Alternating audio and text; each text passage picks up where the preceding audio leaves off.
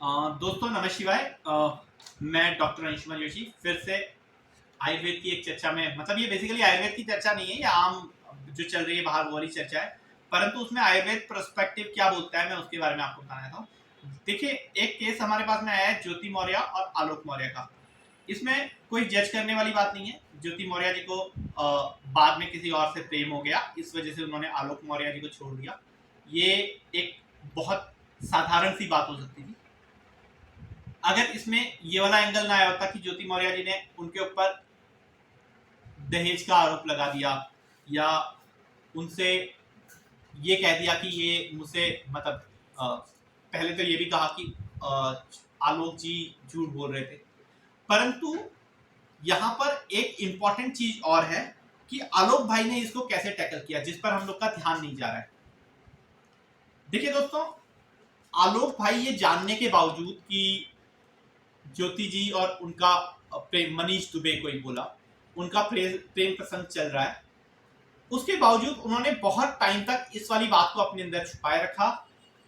ये एक बहुत ज्यादा सहनशील आदमी की निशानी है, जो कि उनकी शक्ल भी बताती है, जो कि नॉर्मली पित्त कफ प्रकृति में होता है। इसके अलावा कौन से सबूत उनके काम आएंगे अगर ज्योति जी बाद में मना कर दें, ये बहुत ज्यादा सृजनशीलता को दिखाता है, जिसके बारे में मैं आपको कहता हूं कि पित्त कफ प्रकृति है। दोस्तों, आपको एक बहुत सिंपल सी चीज बता दूं, आपको जिस भी आदमी की जो नीचे वाली जॉ लाइन है ये बहुत ज्यादा नुकीली मिले, उस पे आप थोड़ा सा समझ सकते हैं कि उनके अंदर फायर एलिमेंट ज्यादा है। जिसके भी अंदर फायर एलिमेंट ज्यादा होता है वो नॉर्मली स्ट्रेस में रहता है। स्ट्रेस में रहने की वजह से उससे गलतियां होने के चांसेस थोड़े से रहते हैं। ऐसे वो परफेक्शनिस्ट होता है, हर काम को अपने परफेक्ट करने की कोशिश करता है, हर सबूत को मिटाने की कोशिश करता है, हर चीज करता है। परंतु क्योंकि वो तनाव के अंदर रह रहा है, इसलिए हल्का सा बहल जाने के चांसेस ज्यादा होते हैं। प्लस दूरदर्शिता नहीं होती। किसी चीज को ये समझना कि एकदम से मैं रिएक्ट कर रहा हूं, कर रही हूं, इसका बाद में क्या असर पड़ेगा इसके बारे में नहीं सोचते। फॉर एग्जाम्पल, ज्योति मौर्य जी अपनी 2 बच्चियों के बारे में नहीं सोच रही। फॉर एग्जाम्पल, ज्योति मौर्य जी अगर इस चीज को बहुत आराम से टैकल करती तो शायद मुझे नहीं लगता कि अगर वो आलोक मौर्य जी से आराम से कुछ डाइवोर्स लेने की कोशिश करती या without any means with consent एक म्यूचुअल एग्रीमेंट कर लेती तो उनको कोई बहुत बड़ी प्रॉब्लम होती। वो प्रॉब्लम नहीं होती। वो प्रॉब्लम से बचने के बदले में उन्होंने अदूरदर्शिता दिखाते हुए एक रिएक्शन टाइप का किया और उनके ऊपर प्रॉपर से आरोप लगा दिया और इस तरीके से किया। यहां पर हमें यह समझने की जरूरत है, हमारे को अपने इमोशंस को कंट्रोल करना हमेशा सीखना पड़ता है। इस वजह से बिना फालतू में किसी चीज पे गुस्सा करना एक मेरे ख्याल से बहुत गलत सिचुएशन है। दूसरी चीज, मैंने आपको बताया कि पित्त प्रकृति वालों में कई बार एक छोटी सी टेंडेंसी रहती है कि जैसे सिचुएशन चेंज होती है तो वो सिचुएशंस के हिसाब से बदल भी जाते हैं। तो जो अभी तक का हमारे सामने कहानी आई है कि ठीक है एक बार आईएएस बनने के बाद में वो बदल गए, ये वाली चीज पे मुझे बहुत बड़ा ताजुब नहीं हुआ। दोस्तों, हम लोग जब भी शादी करते हैं तो हर वक्त कुंडली को मिलाने की एक बहुत ज्यादा कोशिश करते हैं और हम लोग की हमेशा चाहत रहती है कि कुंडली सही मिले। उससे ज्यादा हमारी चाहत रहती है कि स्टेटस सही हो। अब तो कुछ लोग कुछ बीमारियों का भी जांच करने लगे।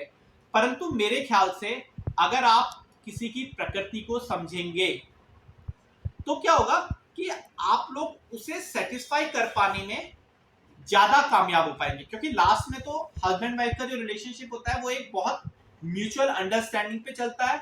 हम लोगों को एक दूसरे का ख्याल रखना होता है, एक दूसरे की इमोशनल नीड्स को सेटिस्फाई करना होता है। ये एक बहुत इंपॉर्टेंट एस्पेक्ट होता है। परंतु उसके बदले में हम लोग क्या करते हैं, हम लोग इस वाली चीज पे ज्यादा ध्यान देते हैं कि ठीक है भाई, उसका स्टेटस मेरे स्टेटस से जैसा है।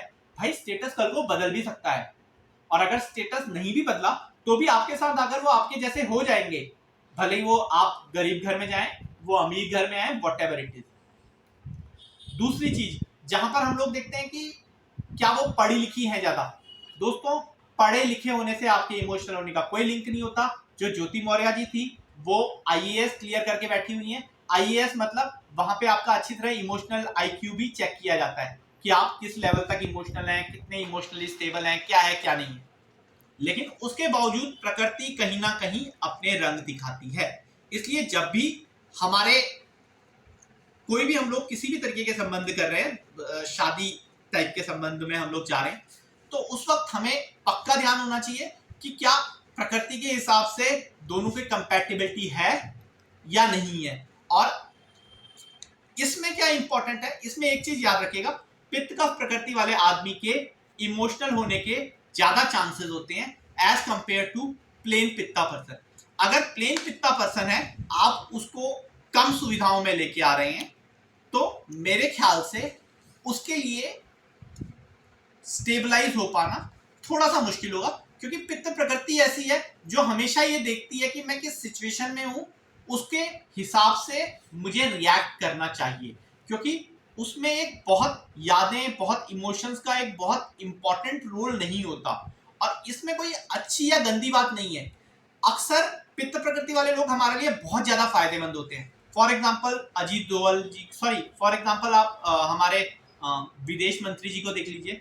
फॉर एग्जाम्पल आप ऋषि सुनक को देख लीजिए, वो ब्रिटेन के लिए कितने बेटर बेनिफिशियल डिस हो रहे हैं। अब ये जो जयशंकर है, जो ऋषि सुनक जी है, ये भी पित्त प्रकृति के हैं। इसमें दो तीन चीजें हैं। एक तो बीइंग अ प्रोफेशनल गाय, इन लोगों ने पहले ही अपनी इमोशंस को कंट्रोल करना सीख लिया, ये वाली चीज इनको बहुत ज्यादा हेल्प करती है। दूसरी, इनकी जो एक्सीलेंस है प्रोफेशनल, उसको मैं और आप किसी लेवल पे पकड़ भी नहीं सकते, क्योंकि पित्त प्रकृति वाले की जो एक्सीलेंस होती है वो पित्त प्रकृति वाले की होती है, वो पित्त कफ प्रकृति वाले के लिए पकड़ना बहुत मुश्किल होता है। पित्त कफ प्रकृति वाले के लिए अक्सर इमोशनल लेवल पर ही वो जो होता है वो होता है, उसके अलावा बहुत कुछ नहीं होता। तो जब भी हम लोग अगर बच्चों की शादी वगैरह करने जा रहे हैं या कुछ भी करने जा रहे हैं, तो मेरे ख्याल से आप प्रकृति को जानिए। आप किसी भी नए रिश्ते, किसी भी नए संबंध में जान रहे हैं, तो आप प्रकृति को जानिए। फिर जानने की कोशिश कीजिए कि सामने वाले ने आपके साथ में क्या रिएक्ट किया, कैसे रिएक्ट किया।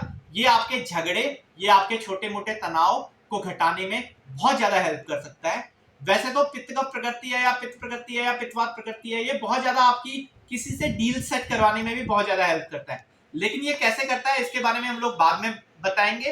अगर आपको इसके बारे में जानने की इच्छा हो तो प्लीज नीचे कमेंट में लिख के दीजिए कि आप लोग जानना चाहते हैं।